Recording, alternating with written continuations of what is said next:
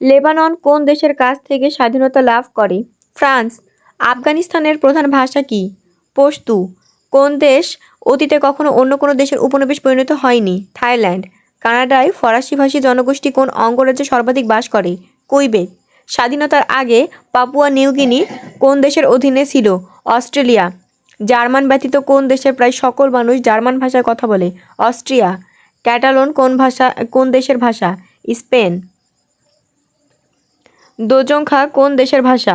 ভুটান। কোন শহর মুসলমান, খ্রিস্টান এবং ইহুদিগণ কর্তৃক সমভাবে সমদিত? জেরুজালেম। গ্রিনিচ কোথায় অবস্থিত? লন্ডন। হোয়াইট হাউস কোন শহরে অবস্থিত? ওয়াশিংটন যুক্তরাষ্ট্র। বার্সেলোনা নগরী কোথায় অবস্থিত? স্পেন। দারফুর কোথায় অবস্থিত? সুদান। গণতন্ত্রের জন্ম হয়েছিল কোন দেশে? গ্রিসে।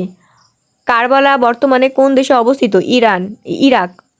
কোন নগরী দুই মহাদেশে অবস্থিত? ইস্তাম্বুল ও তুরস্ক। মালয়েশিয়া কোন দেশের উপনিবেশ ছিল? ব্রিটেন। কত সালে ব্রিটেনের নিকট হতে মালয়েশিয়া স্বাধীনতা লাভ করে? 1957 সালে। রোহিঙ্গা গণহত্যার দায়ে কোন দেশ আন্তর্জাতিক আদালতে মামলা দায়ের করে? গাম্বিয়া। রোহিঙ্গা মুসলিম নিধনে নেতৃত্বে প্রদানকারী অন্যতম জেনারেল কে? Maung Maung.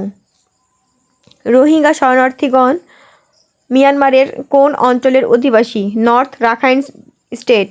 মিয়ানমারের রাখাইন প্রদেশের পূর্ব নাম কী ছিল? আরাকান। পৃথিবীর কোন দেশের রাজা প্রতি 5 বছর অন্তর অন্তর নির্বাচিত হন? মালয়েশিয়া।